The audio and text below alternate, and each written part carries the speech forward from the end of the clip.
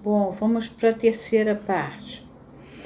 Sedução e suas consequências imediatas. É fácil compreender que a primeira suspeita recaiu sobre a governanta inglesa, pois a mudança no menino surgiu quando ela lá estava. Duas lembranças encobridoras persistiram, ambas incompreensíveis em si e relacionadas com a governanta. Em certa ocasião em que caminhava adiante das crianças, disse: "Olhem o meu rabinho." Outra vez em que haviam saído para dar uma volta de carro, o chapéu dela voou para a grande satisfação das duas crianças. Isso apontou para o complexo de castração e permitiria uma construção segundo a qual uma ameaça proferida por ela contra o menino fora amplamente responsável por originar a sua conduta anormal. Não há qualquer perigo em comunicar construções dessa natureza à pessoa que está sendo analisada.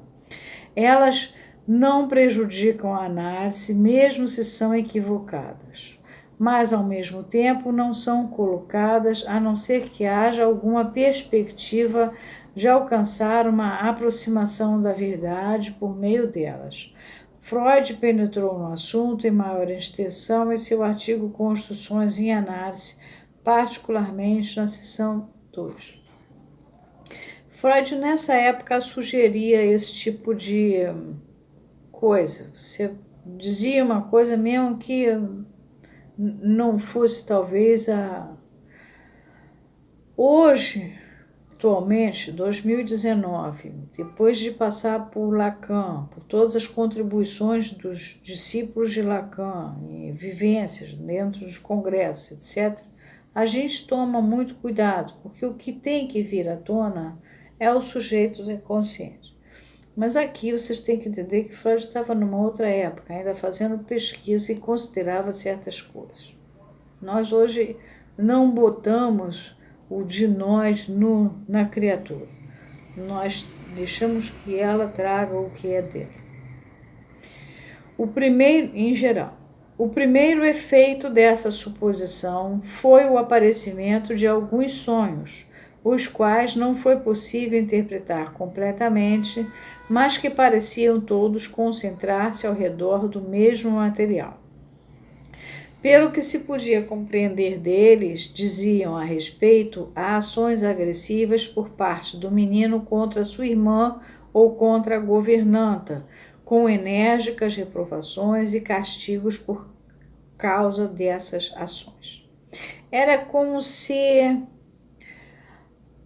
após o banho dela, ele tivesse tentado despir a sua irmã,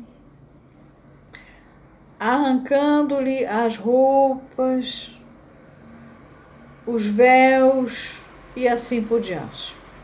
Mas não foi possível obter um conteúdo firme da interpretação, e de vez que esses sonhos davam a impressão de operar sempre sobre o mesmo material em diferentes formas, a leitura correta dessas reminiscências ostensivas tornou-se segura. Só podia ser uma questão de fantasias que o paciente havia elaborado sobre a sua infância numa ou noutra época, provavelmente na puberdade, e que agora vinham outra vez à superfície sob forma irreconhecível. A explicação veio de uma só vez quando o paciente se lembrou de repente de que, quando era ainda muito pequeno, a irmã o introduzira a práticas sexuais. Primeiro veio a lembrança de que no banheiro, que as crianças frequentavam muitas vezes juntas, ela fez a seguinte proposta: "Vamos mostrar os nossos traseiros?" E passou das palavras à ação. Subsequentemente veio à luz a parte mais essencial da sedução, com todos os detalhes de tempo e lugar. Foi na primavera, numa época em que o pai estava fora de casa. As crianças estavam brincando num quarto do andar térreo, enquanto a mãe trabalhava numa sala ao lado.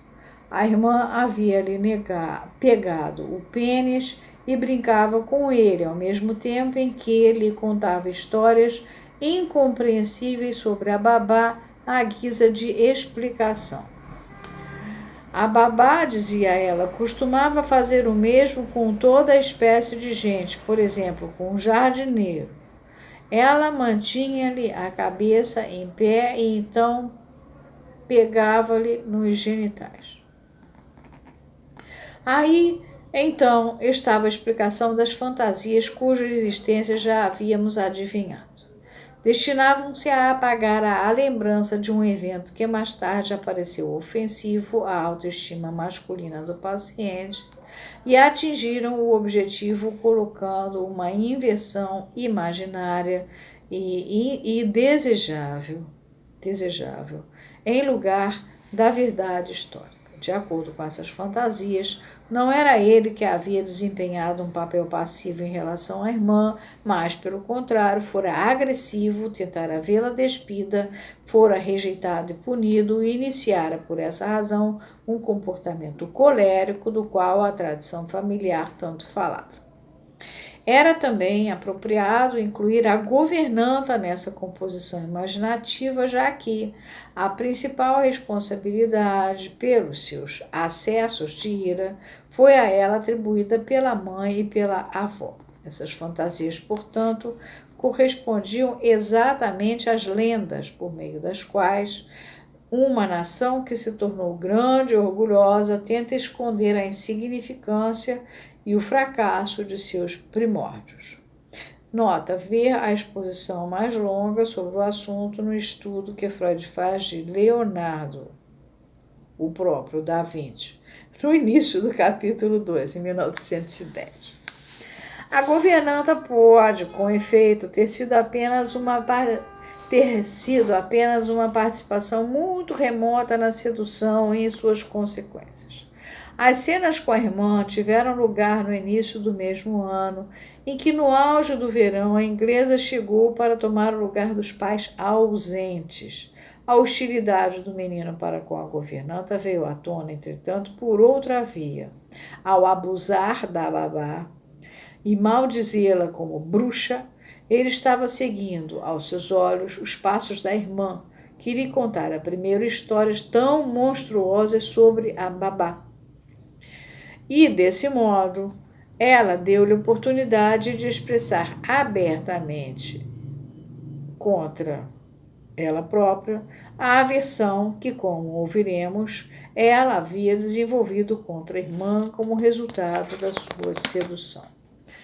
Mas essa sedução pela irmã não foi certamente uma fantasia. Sua credibilidade aumentou com certa informação que jamais foi esquecida e que datava de um período posterior da sua vida, quando já estava crescido. Um primo que tinha pelo menos 10 anos mais do que ele, contou-lhe numa conversa sobre a irmã que se lembrava muito bem o quão precoce e sensual a menininha fora. Uma vez, quando ela tinha apenas 4 ou 5 anos, sentara-se no colo do primo e abrira-lhe as calças para pegar-lhe no pênis. Bom, aqui eu vou parar porque ele vai parar também, então a gente vai até aqui. Vocês reparam que aqui ele trata de lembrança encobridora. O que é uma lembrança encobridora? Uma lembrança que aparece no lugar de uma outra que está escondida. Você conta que o chapéu da babá voou, mas aí a história era outra, né? Vocês veem que vai dar lá na sedução da irmãzinha. Então a gente aqui essa é a primeira parte do terceiro tomo desse caso, chamado A Sedução e Suas Consequências Imediatas. Parando aqui.